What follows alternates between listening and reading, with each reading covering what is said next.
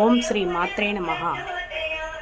4వ శుక్రవారం మా ఇంట్లో ఈ విధంగా పూజ చేసుకుంటున్నాను.